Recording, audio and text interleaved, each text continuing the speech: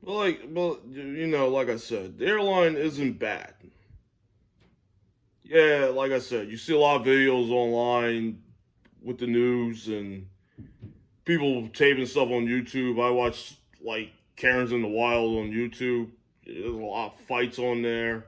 Passengers are getting kicked off because they're just getting out of whack. Yeah, I mean, yeah, it is the. They say it's the ghetto airline in the sky, or the McDonald's or Walmart of the sky. But if you don't want to pay a lot of money for a flight, especially flying in the United States or even to like the Caribbean or Mexico, yeah, why not pick them? Fuck it, save yourself some money, right? Nothing wrong with that. Everybody wants to save a couple of bucks. I know I like to. I mean, the the trip wasn't bad. I only spent about 700 bucks, pretty much, between the flight and the hotel. But I stayed at the Excalibur, so that hotel wasn't too bad. Only paid 500 for that, and that was a discount from the SEMA show. So that's a good part about the SEMA show. I'm gonna get into that before I cut off this video. If you do attend the SEMA show, you can book the hotel through their website. If you're attending, if you're attending as a vendor or you're attending as media, you book through their site and you can save yourself some money. If you go outside of it, you're going to pay more. Just take that advice for you car people if you're definitely going out there, especially this year. I'm not going to be returning to it this year. Um, I look forward to going back in 2023. It just depends how my situation goes. Because, like I said, I also do photography on the side, and I'm looking to expand my business this year. I mean, my business kind of took a hit last year, and I'll post a link down at the bottom of for you guys who are interested in booking something outside cars. I have engagement packages, Sweet 16s. I forget what else I put on there, but yeah, I have a whole bunch of packages. So if you want to look through those, that's perfectly fine. I definitely appreciate it, and I mean, I hope to get a booking, and I hope to talk to you guys soon. But other than that, I'm gonna get out of here, guys. Thank you for watching this vlog, and I'll see you guys on the next one when I think of something to post. All right, guys, I'm out of here. Peace.